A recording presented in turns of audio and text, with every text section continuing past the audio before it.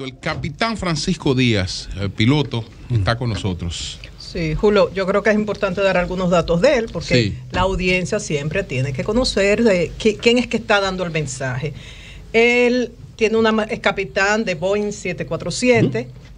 ¿Qué pasó, Pedro? Coño, por una vaina grande liga. No, pero, ¿y tú crees que al sol de la mañana va a venir yo cualquier creía que era invitado? de J-String y cosas. No, yo también, yo creía que era un pilotico. Mi respeto, me ponen atención ante usted, comandante. Hazlo. No. Adelante. Tiene una licenciatura y maestría. Atención, General Altuna. Aeronáuticas de la Universidad Aeronáutica Embry-Riddle. Es fundador y presidente de la Asociación Dominicana de Aviación General en República Dominicana y fundador y presidente del Consejo de Capitanes, que es un grupo de pensamiento sin fines de lucro que está registrado en el estado de la Florida. Y sería interesante, Julio, ya que traté el tema esta mañana y La Luz y yo nos referimos a eso el martes, preguntar, bueno, primero, si ya que él es muy crítico en las redes, muy activo, mucha gente se preguntará, ¿él pertenece a la oposición, pertenece a la Fuerza del Pueblo, pertenece al PLD? O sea, en términos políticos, si está ubicado. Sí. Parece un hombre inteligente. Y en términos económicos, si está relacionado con alguna empresa, algún grupo económico que tenga interés de invertir en aviación en el país y que en un momento dado pueda hacer competencia de las empresas existentes. Bueno, muchas gracias. Micrófono, sí, adelante. Muchas gracias por tenerme en su programa. Muchas gracias por siempre tratar los temas de aviación, que son tan importantes para el país. No tengo ninguna participación política en ningún partido dominicano o extranjero, ni tampoco representamos los intereses de ninguna empresa o de ningún consorcio que quiera invertir en aviación o de ningún tipo. Soy un piloto de línea, como decimos, y hemos fundado dos organizaciones sin fines de lucro, como usted mencionó, que buscan aportar al desarrollo de la aviación dominicana. Hablando de tu desarrollo, experiencia, sí, adelante. Después de usted, Jorge. Bueno, por tu experiencia, ¿cómo puede llegar una persona al tren de aterrizaje de manera ilegal de un avión? Es una violación de seguridad del aeropuerto. Nosotros inclusive le comentaba a María Elena que en mi aerolínea tenemos una nota sobre el aeropuerto Las Américas de que debemos de revisar los pilotos esa área porque han habido polizontes antes saliendo de Las Américas. Otras aerolíneas me imagino que tienen algo parecido, pero ha sido un tema antes aquí en el país. Entonces, finalmente el piloto debe revisar el tren de aterrizaje. Claro, es parte de la revisión de prevuelo, así es. ¿Solo en Las Américas? Es una nota que tenemos, o sea, la revisión del tren de aterrizaje es parte del prevuelo normal, pero en el aeropuerto de Las Américas tenemos una nota específica de que busquemos polizontes ahí. Una situación como esa puede suceder en cualquier aeropuerto. Sí, claro. Lo que sucede, la diferencia está en qué nivel de seguridad tengan. Me imagino que me pregunta por el tema de la Avianca donde habían dos muchachos que fallecieron. Que penetraron. Claro, y la información que tenemos es que el avión salió de Punta Cana, del aeropuerto de Punta Cana a Bogotá. Así que hay que investigar con el CESAC, el Cuerpo Especializado de Seguridad Aeroportuaria, que son los que manejan la seguridad de los aeropuertos. Capitán, ¿cuál es la visión que tiene usted de lo que ha estado ocurriendo con el sistema de aviación en todo lo que tiene que ver con la parte técnica, la operatividad, las garantías que da el Instituto Dominicano de Aviación Civil, la tecnificación, el Centro de Control de Tránsito Aéreo de Santo Domingo?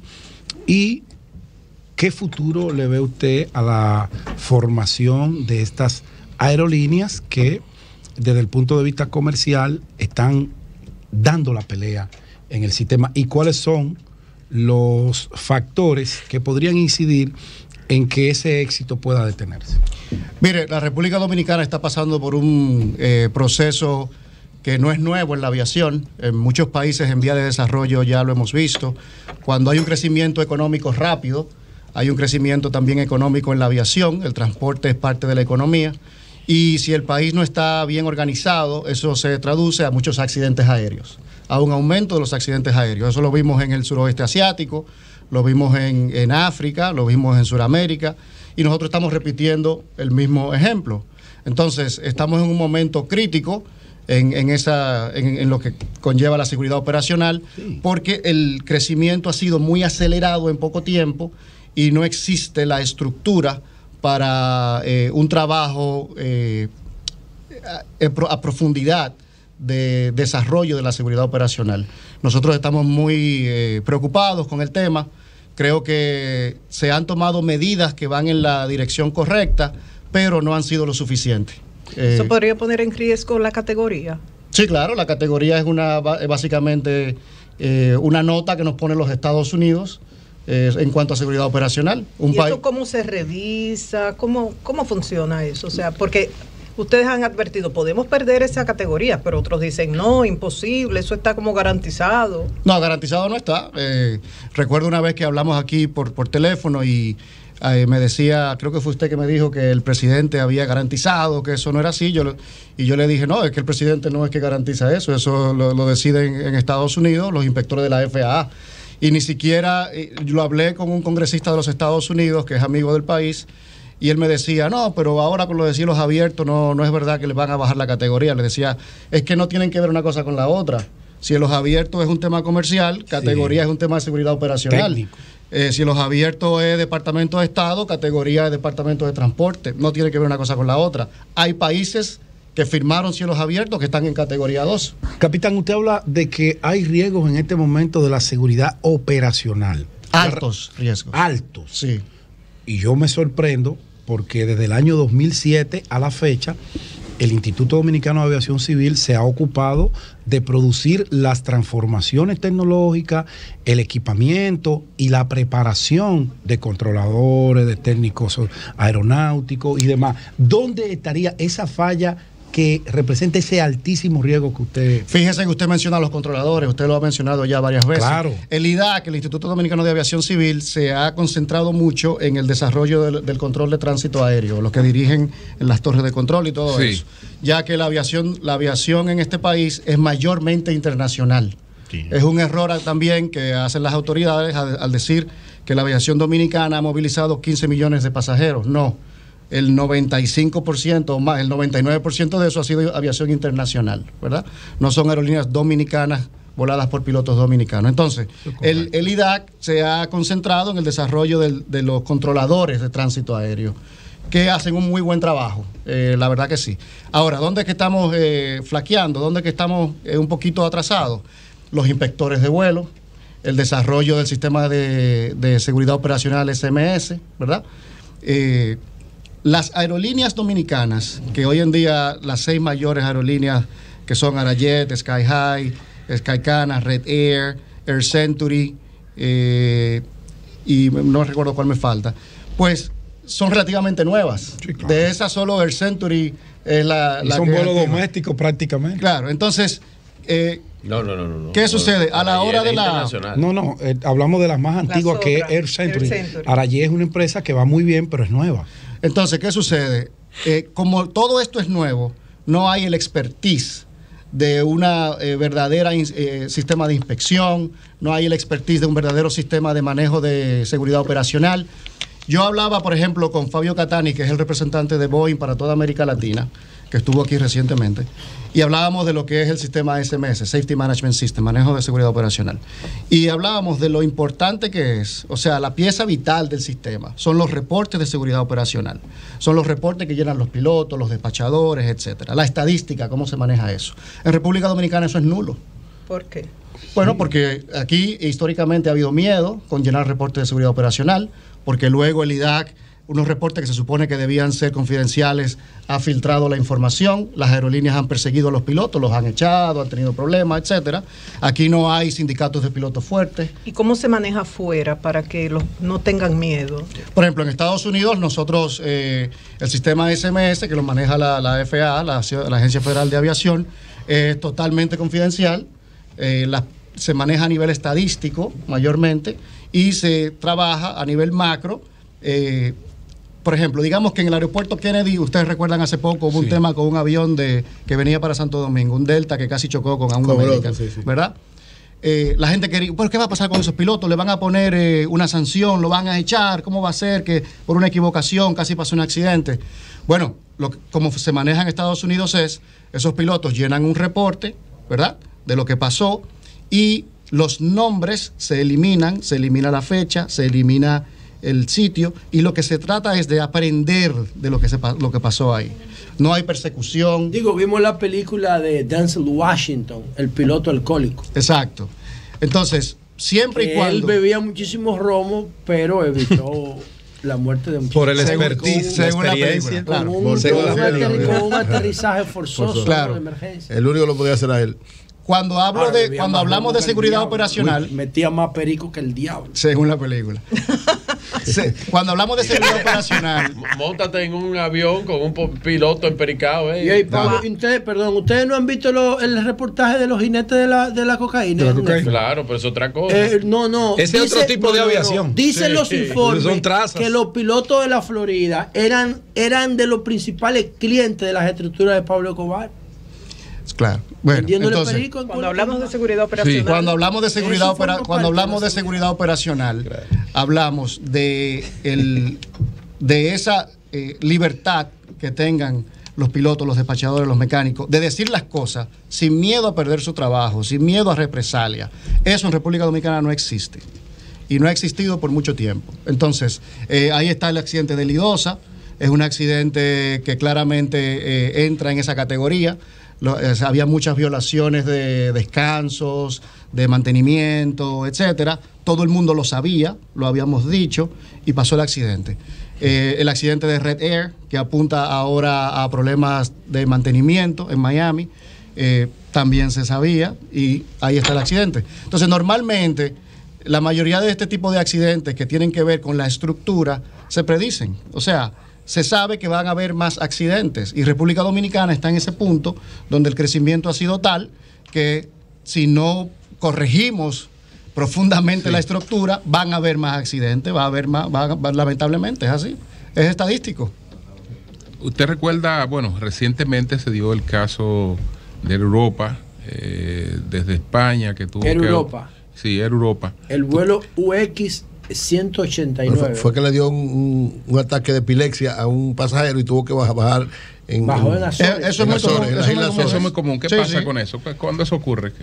O sea, los vuelos transatlánticos, ¿verdad? Sí. O los vuelos transoceánicos, porque el Pacífico también se vuela, como son vuelos muy largos, hay mucha gente que tiene problemas de salud, claro. el tema de la epilepsia, el tema de la circulación sanguínea, sí. Han estado sentados por mucho tiempo. Y se paran, mira, yo estaba frente al baño, un error por hacerle coro a Virgilio. Un asiento.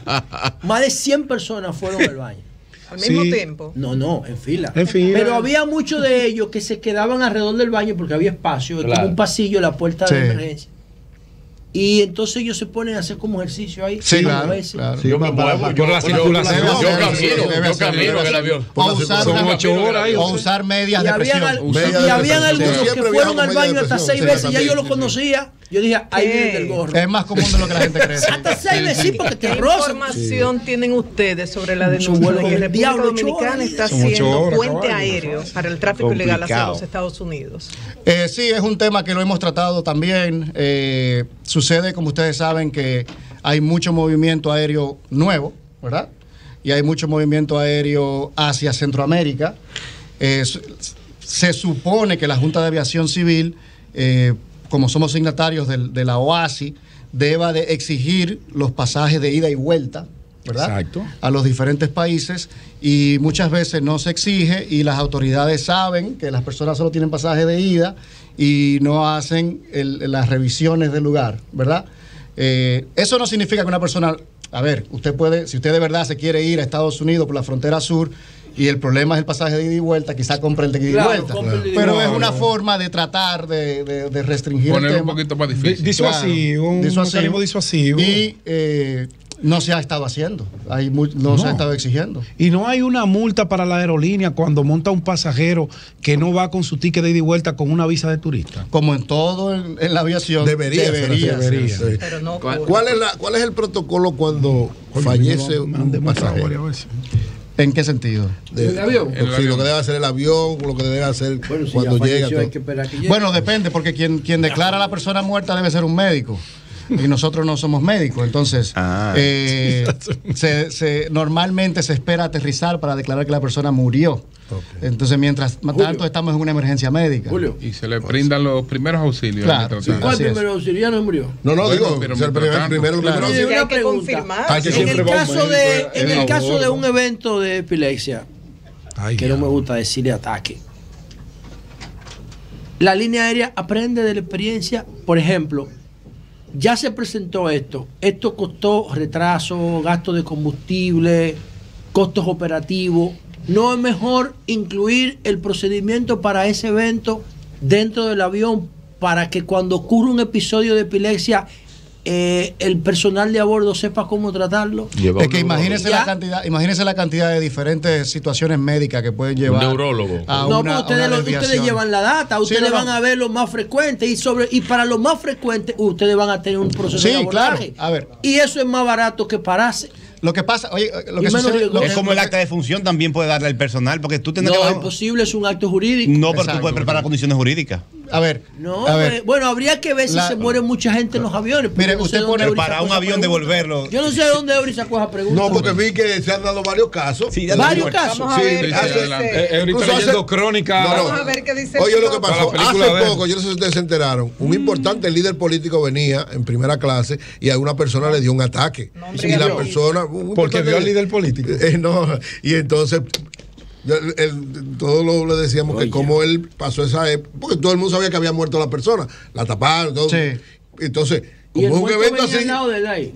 No al lado, pero cerca. Bueno, es fuerte, realmente, señor. Sí. Mire, el tema es un tema muy complicado. La aviación es una de las industrias comerciales más complicadas por todas las piezas móviles. Entonces, estadísticamente es algo que pasa, pero no es lo suficientemente significativo para tú tener algo para cada situación médica, ¿verdad? Exacto. Entonces, yo supongo que hay algo las básico. cosas más frecuentes ustedes el avance. Cielos abiertos. ¿Qué inquietudes ustedes tienen sobre ese tema? El presidente anunció hace como 2 o 3 meses que ya estaban con los últimos detalles y se esperaba que eso se iba a firmar en diciembre. Pero eso se ha quedado como en el aire. Mire, cielos abiertos con los Estados Unidos es un tema bastante complicado.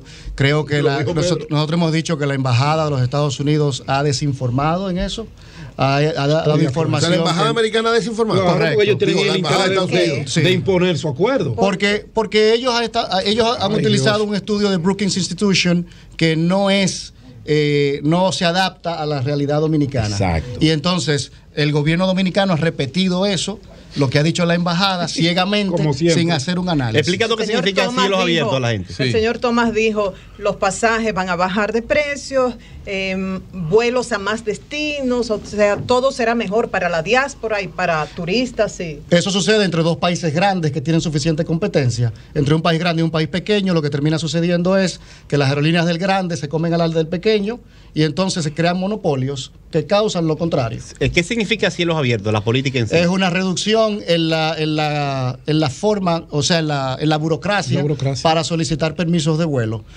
Señores, República Dominicana movió 15 millones de pasajeros el año pasado, ¿verdad? Si le ponemos a $200 por cada uno de esos vuelos, son 3.000 millones de dólares en rutas. Ese es un bien económico del país, nuestras rutas. Cielos abiertos es regalar las rutas. Finalmente, estas líneas que han surgido nuevas, tú mencionaste, creo que hay 5 o 6. O sea, con el empuje que tiene el turismo, que implica que hay un mercado grande sin de pasajeros. Cielo abierto surgieron. No, yo quiero decir sin cielo abierto, porque hay algunas complicaciones. Puede presionar hacia cielo abierto y puede garantizar que de verdad consolidemos con todas las cosas que tú dices, las exigencias, líneas nacionales. Si usted va a Boeing y le dice, yo tengo un mercado de 3.000 millones de dólares, le van a prestar dinero para comprar aviones nacionales. Claro. Y la ley no puede es positivo en la no lo es. Estaba en estudio de una comisión permanente, la ley para el fomento y la competitividad de la aviación civil nacional. ¿Qué ustedes piensan? La ley, el proyecto de ley tiene bastantes cosas que hay que arreglar. Falta incluir la aviación general, que es donde todos nos formamos, ¿verdad? Sería bueno describirla, que sí. Quizás no todo el mundo entiende lo que los aviones pequeños, los aviones pequeños por ahora. Y también incluye un incentivo para contratar tripulación extranjera, lo cual lo vemos muy mal. Bueno, pues muchas gracias al capitán Francisco Díaz, el capitán de aerolíneas en los Estados Unidos. Así que muchas gracias, Francisco. Hay que llamar a Hender Castro en el Cambio fuera.